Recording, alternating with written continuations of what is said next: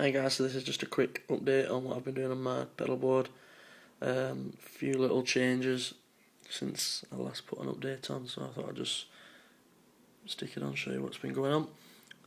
Pretty much the same as before, I think. Straight into the Boss T2, then straight into the compressor. That pretty much stays on all the time now. I just like what it does to the tone. Cleans up the clean channel, gives it a nice rounded finish, which this amp, Fender Hot Rod Deluxe, does not have a good clean channel, surprisingly for a Fender. So that helps. Then we go down to, this is a Music Ding Ibanez Tune Screamer clone, home build. I use that. That's pretty much how it is set when I play it. That gain is on pretty much next to nothing, so it's just like a clean boost. Again, it just helps the clean channel. Over to this, which is not how I normally have it set. That's about right. So I just use that for solos and heavier sort of rhythm. Boss SD1. Then at the minute it then goes up to, you probably can't see that. It's a Danelectro Cool Cat Metal 2, which is just something I bought. I got it for about £7 off eBay. Great little pedal. It's just not something that I'm going to be using. Just too metal for me. So I'm just going to sell it on, I think. But yeah, really good pedal, just not my sort of thing. Normally what happens is the Boss goes into this, which is my new toy. It's a SoundLab AB200, the connection.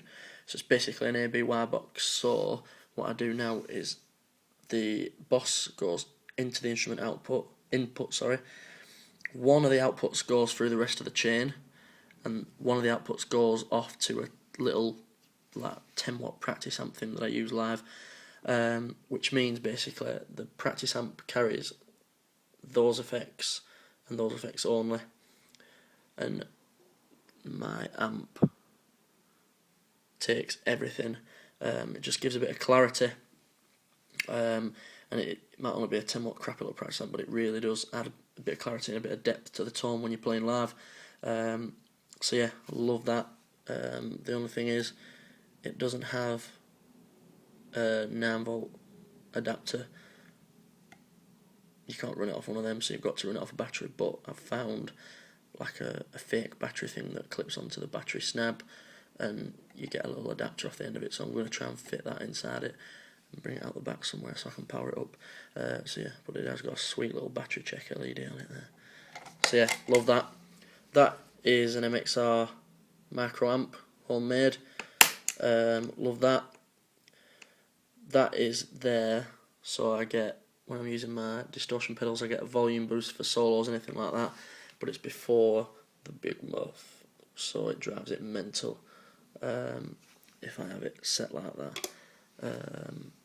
I don't think last time the big muff was with this little switch here, this little toggly switch, which is the tone stack bypass that I did to it, which basically knocks that out. I've got a video on there showing you what it does to it, but it's brilliant.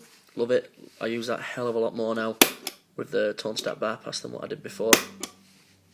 That then goes all the way over here to the small stone, which I don't really use a right lot, but used it for one thing in my new band, which is the setting that's marked out on it. Pulsar, still love that. Simple. DD3, love that. Had that for years now, won't ever get rid.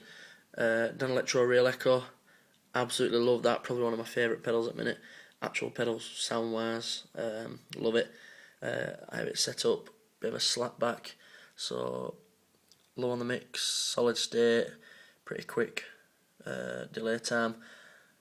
That means it's like a tone control type thing. Wobble is like a chorus effect, and repeats is set pretty low. It's only 1 or 2, really slap back style. Bit like a poor man's Memory Man, really, but love it, absolutely love it, won't ever get rid of that. And the newest acquisition, which you probably can't see there, is a Behringer Reverb Machine RV600. Yeah, brilliant. To be honest, I absolutely love everything on this board at the minute. I probably won't get rid of anything. I'd like a Proco Rat 2, which is what I were hoping that'd sound like, but it doesn't. Then after that, I think I was pretty much sorted. The reverb machine's set up on the whole setting, probably can't see there. But I also use the space setting as well, just to pretend that I am the edge, which is what you do for like first 25 minutes when you've got this pedal and you realise it does other things. But having said that, the space setting, I do use that in one of our songs in my new band, The Black Watch. Check us out, kids. So it is usable, but it is basically just to make you sound like the edge. Anyway, the only other thing that's changed is it's not on the big board anymore. I've actually built it into the flat case lid. Did some riveting, took the hinges out and put some butterfly hinges in so that the lid could be removed, and just built a wooden frame in there, all powered by some one-spot style multi-plug things. So yeah, no fancy cables or anything like that. It's all crappy plastic coloured things. I don't think they make any difference in tone, despite what some people say. But yeah, that's it. There you go. I'll try and get it all in. And I can't because I'm going to fall over. Cheers for checking it out. See you later. Bye.